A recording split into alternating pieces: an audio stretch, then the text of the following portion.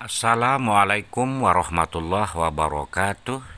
Jumpa ketemu lagi dengan channel saya Imron spasi se huruf kecil ya. Pada kesempatan kali ini saya akan bercerita tentang kenapa tahajudku, sholatku, dan saumku tak tercatat oleh malaikat. Luangkanlah waktu Anda sekitar 5 menit untuk mendengarkan kisah ini dan ambillah pelajarannya. Pada zaman dahulu, ada seorang ahli ibadah bernama Abu bin Hasim yang kuat sekali tahajudnya. Hampir bertahun-tahun dia tidak pernah meninggalkan sholat tahajud. Pada suatu malam, ketika hendak mengambil wudhu untuk tahajud, Abu dikejutkan oleh kehadiran satu makhluk yang duduk di tepi telaganya. Lalu Abu bertanya, "Wahai hamba Allah, siapakah engkau?" Sambil tersenyum, makhluk itu berkata, "Aku malaikat utusan Allah." Abu bin Hasim terkejut sekaligus bangga karena telah didatangi oleh malaikat yang mulia. Lalu Abu bertanya, "Apa yang sedang kamu lakukan di sini?" Malaikat itu menjawab, "Aku disuruh mencari hamba pencinta Allah." Melihat malaikat itu memegang sebuah kitab tebal, Abu lalu bertanya, "Wahai malaikat, buku apakah yang engkau bawa?" Lalu malaikat menjawab, "Di dalamnya terdapat kumpulan nama hamba-hamba pencinta Allah." Mendengar jawaban malaikat, Abu bin Hasim berharap dalam hati, moga-moga namanya ada di situ. Maka ditanyalah kepada malaikat, "Wahai malaikat, adakah namaku di situ?"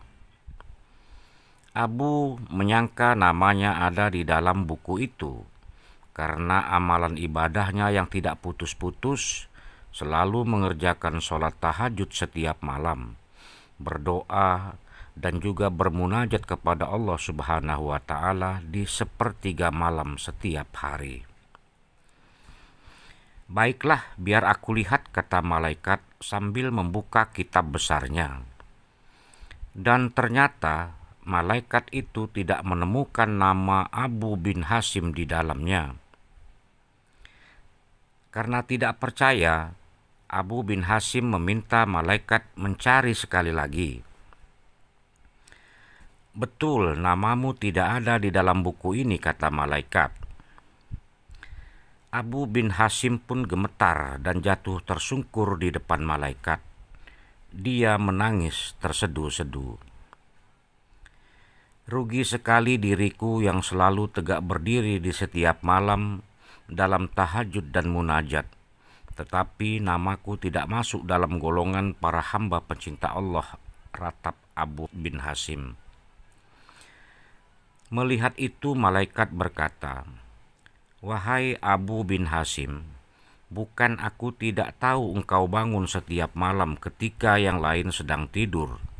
Engkau mengambil air wudhu dan menahan kedinginan ketika orang lain terlelap dalam kehangatan buayan malam. Tapi tanganku dilarang Allah menulis namamu." "Apakah gerangan yang menjadi penyebabnya?" tanya Abu bin Hasim. "Engkau memang bermunajat kepada Allah," kata malaikat, "tetapi engkau pamerkan dengan rasa bangga kemana-mana.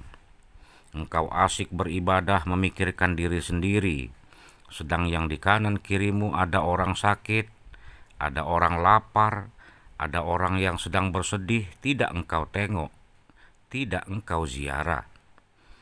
Mereka itu mungkin ayah ibumu, mungkin adik beradikmu, mungkin sahabatmu, malah mungkin juga cuma saudara seagama denganmu, atau mungkin cuma sekedar mereka menjadi tetanggamu. Tidakkah engkau peduli pada mereka? Kenapa?" Itu kata malaikat. "Bagaimana mungkin engkau dapat menjadi hamba pencinta Allah kalau engkau sendiri tidak pernah mencintai hamba-hamba yang diciptakan Allah? Bukankah mereka semua milik Allah?" kata malaikat itu. Abu bin Hasim seperti disambar petir di siang hari. Dia tersadar hubungan ibadah manusia tidaklah hanya kepada Allah semata atau hablum minallah, tetapi juga kepada sesama manusia atau hablum minan nas, dan juga kepada alam, karena pada dasarnya semua adalah milik Allah Subhanahu wa ta'ala.